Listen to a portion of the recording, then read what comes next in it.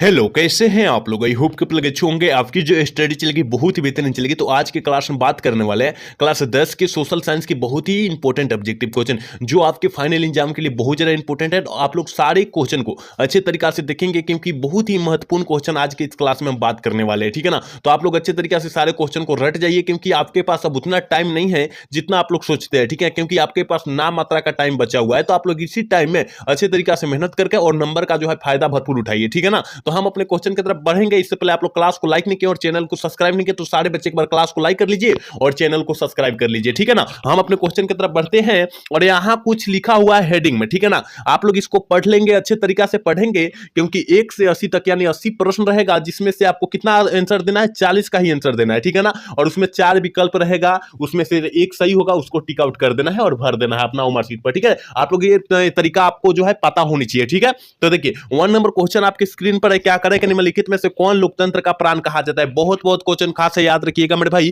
कि निम्न में से लोकतंत्र का प्राण जो है हम लोग किसे कहते हैं। तो याद रखिएगा लोकतंत्र का जब प्राण पूछे तो याद रखिएगा राजनीतिक दल मारिएगा, ऑप्शन सी वाला सही कीजिएगा, ठीक है। 1 का ऑप्शन सी होगा, याद रखिएगा। अगला क्वेश्चन देखते हैं और 2 नंबर क्वेश्चन क्या करें, भारतीय कम्युनिस्ट पार्टी की स्थापना कब की गई थी? भारतीय कम्युनिस्ट पार्टी की जो स्थापना की गई थी वो मेरे भाई कब की गई थी? तो आपको पता होनी चाहिए मेरे भाई कब की गई थी। तो 1925 ईस्वी में की गई थी। कहां ऑप्शन दिया है? देखिए तो ऑप्शन ए में दिया है, ऑप्शन ए वाला टिक कर देंगे, ठीक है। 2 का ऑप्शन ए होगा, याद रखिएगा। बहुत इंपॉर्टेंट क्वेश्चन है, मैं जितना क्वेश्चन करा रहा हूं बहुत इंपॉर्टेंट क्वेश्चन करा रहा हूं, आप लोग अच्छे तरीके से देखने का प्रयास करेंगे, ठीक है। चलिए अगला क्वेश्चन यानी 3 नंबर क्वेश्चन आपके स्क्रीन पर है। कह रहा है किसने कहा लोकतंत्र लोकतंत्र जो है जनता के लिए एक जनता द्वारा शासन है। देखिए बहुत बहुत क्वेश्चन खास है, ये भी याद रखिएगा कि किसने कहा था लोकतंत्र जनता के द्वारा वो जो है क्या है, शासन है, ठीक है ना। तो याद रखिएगा एक किसने कहा था, तो अब्राहम लिंकन साहब ने कहे थे, ऑप्शन बी वाला सही होगा, याद रखिएगा। आने वाले परीक्षा के दिन में बहुत बहुत क्वेश्चन खास ही है, ठीक है ना। अगला दिन के लिए बहुत जो क्वेश्चन जो है खास है, याद रखिएगा। आपके जहिया सोशल साइंस का एग्जाम होगा यानी 21 फरवरी का 20 फरवरी का जो है एग्जाम होने वाला है, बहुत बहुत क्वेश्चन खास है ये, ठीक है ना। चलिए अगला क्वेश्चन 4 नंबर क्वेश्चन क्या करें कि भारत में कौन सा शासन प्रणाली है? बहुत बहुत क्वेश्चन ये भी खास है मेरे भाई कि भारत में जो है कौन सा प्रणाली जो है शासन है। तो याद रखिएगा संसदीय व्यवस्था है, ऑप्शन डी वाला सही करेंगे, ठीक है। 4 का ऑप्शन डी होगा, याद रखिएगा। आपको ना एक भी क्वेश्चन को नजरअंदाज नहीं करना है और जितना मैं क्वेश्चन बतला रहा हूं उसको अच्छे तरीका से रट जाना है आपको, ठीक है ना।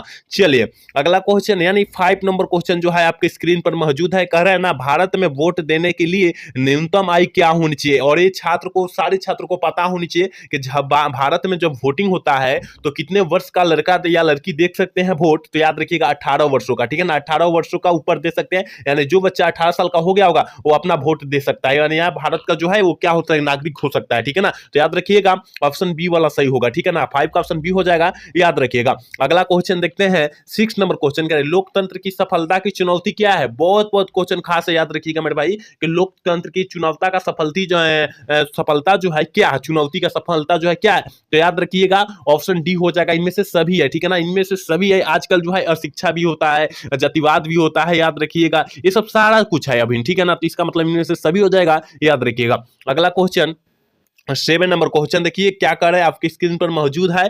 कह रहा है ना कि भारत में भारतीय आपातकाल की घोषणा कब हुई थी? आपको पता होनी चाहिए ना, आपको पता होनी चाहिए कब हुई थी। तो हमने आपको बतलाया होगा 1975 बतलाया होगा। कहां पर दिया है? देखिए ऑप्शन ए में दिया है, ऑप्शन ए वाला सही कर देंगे, ठीक है। 7 का ऑप्शन ए हो जाएगा, याद रखिएगा। आप लोग अच्छे तरीके से सारे क्वेश्चन को देखने का प्रयास करेंगे, ठीक है। चलिए अगला क्वेश्चन यानी 8 नंबर क्वेश्चन देखिए क्या कर रहे हैं, एक सुनामी प्रभावित क्षेत्र यानी कहने का मतलब सुनामी प्रभावित क्षेत्र में मकानों का निर्माण कहां करनी चाहिए। मतलब जब सुनामी आती है तो हम लोगों का घर, जिसे हम लोग घर बोलते हैं उसको मकान बोलते हैं, ठीक है ना।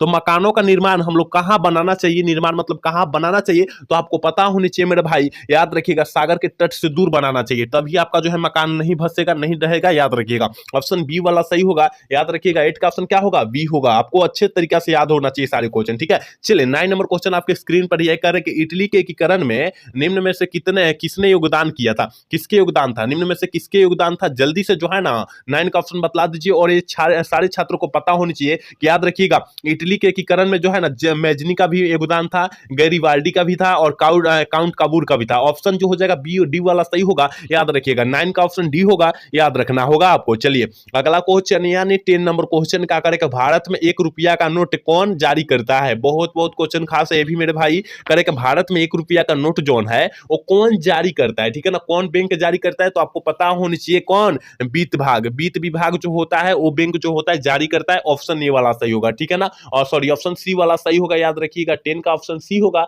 आपको याद होना चाहिए। अगला क्वेश्चन देख लेते हैं और यहां पर देखिए कह रहा है 11 नंबर क्वेश्चन करें कि प्राथमिक क्षेत्र में कौन सी आर्थिक क्रिया शामिल है। प्राथमिक क्षेत्र में कौन सी आर्थिक क्रिया जो होती है वो शामिल होती है, देखिए कृषि भी शामिल होगी, प्राथमिक क्षेत्र जो होता है कृषि भी होता है, और खनन मतलब जो होता है, खनन मतलब जो होता है उसमें का जो होता है अनाज जो होता है उसे हम लोग खनन बोलते हैं, और पशुपालन जो होता है उसी से संबंधित होता है, याद रखिएगा उसमें का भूसा होगा, उसमें का जो होता है प्रोटीन होता है जो जैसे हम लोग घास करते हैं वो प्राथमिक क्षेत्र में ही आता है, इसका मतलब इनमें से सभी हो जाएगा, डी वाला सही होगा, ठीक है ना, ऑप्शन 11 का ऑप्शन डी टिक करेंगे, याद रखिएगा।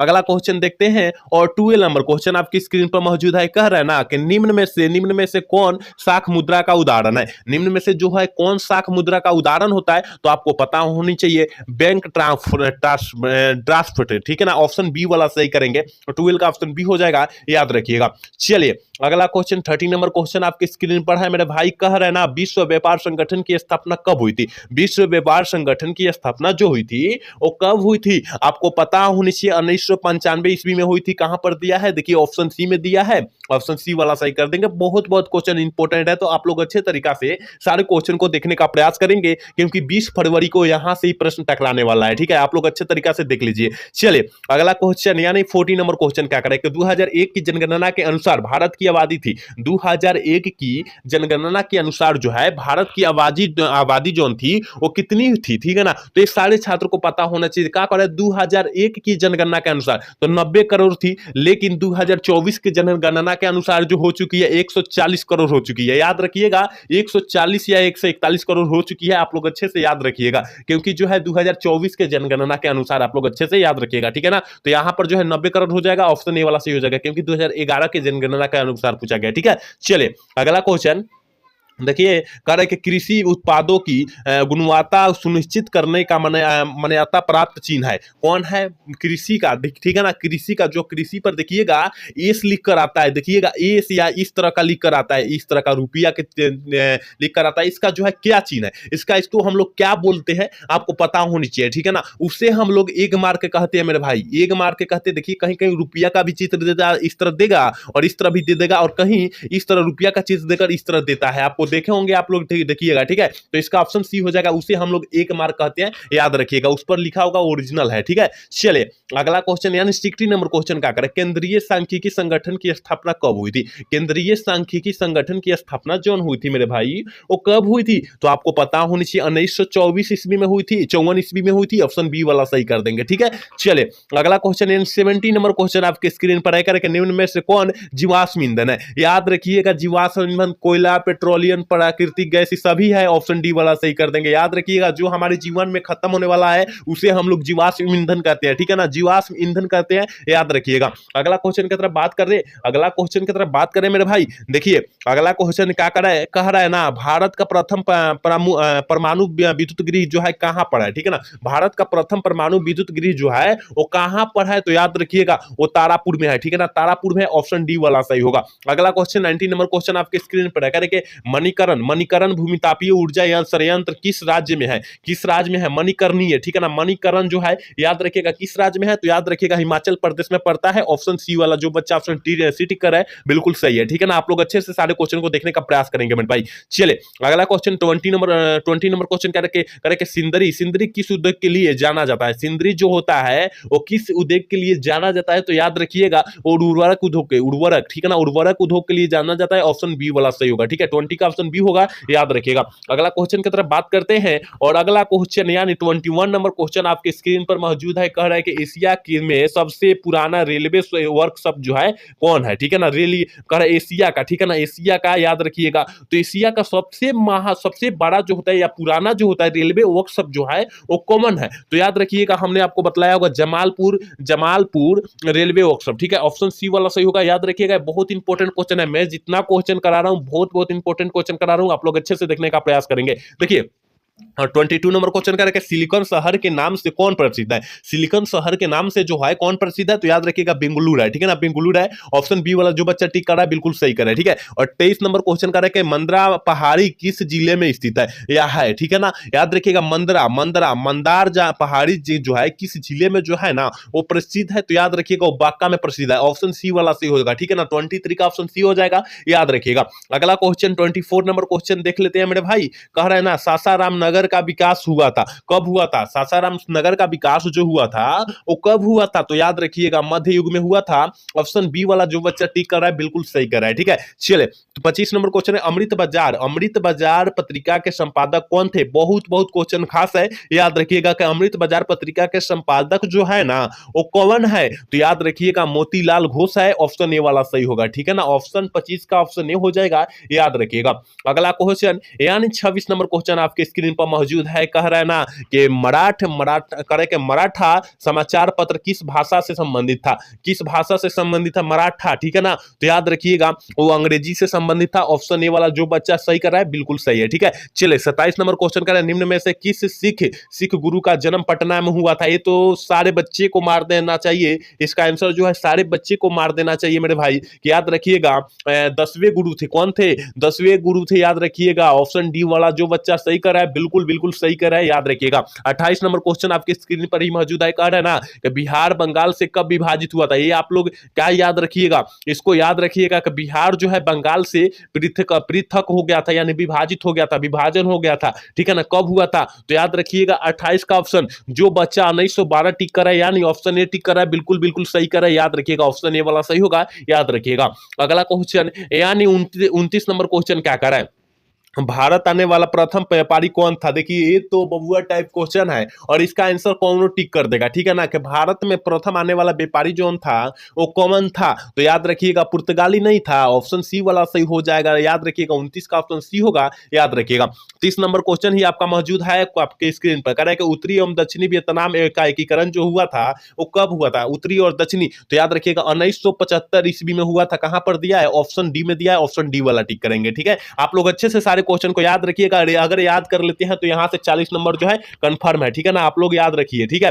चलिए यहां 31 नंबर क्वेश्चन कर रहे हैं दिसंबर 1929 में किस नदी के तट पर नेहरू जी द्वारा तिरंगा फहराया गया था, किस नदी पर फहराया गया था, तो याद रखिएगा 31 का ऑप्शन जो बच्चा सी टिक कर रहा है, याद रखिएगा बिल्कुल बिल्कुल सही है, याद रखिएगा रावी नदी। और यहां पर एक और क्वेश्चन पूछा जा सकता है कि जो है राम मंदिर का निर्माण हुआ है वो किस नदी पर हुआ है, तो रावी नदी पर हुआ है, ये भी साथ में आप लोग याद रखिएगा, ठीक है ना। किस नदी पर हुआ है राम मंदिर का जो है निर्माण हुआ था, किस नदी पर हुआ है, तो याद रखिएगा रावी नदी पर। आप लोग ये भी याद रखिएगा क्योंकि इतिहास है और इतिहास में कोई भी क्वेश्चन डाल सकता है, ठीक है ना। चलिए अगला क्वेश्चन यानी 32 नंबर क्वेश्चन की तरफ बात करेंगे। और यहाँ 32 नंबर क्वेश्चन देखिए क्या करे, क्रांतिकारी नेता सूर्य सेन का उपनाम जो था वो क्या था, ठीक है ना। आपको पता होनी चाहिए कि उपनाम जो था क्या था, तो याद रखिएगा मास्टर दादा। क्या मास्टर दादा, ऑप्शन बी वाला सही करेंगे, याद रखिएगा, ठीक है। अगला क्वेश्चन यानी 33 नंबर क्वेश्चन आपके ही स्क्रीन पर मौजूद है। रावट वन कहां का निवासी था,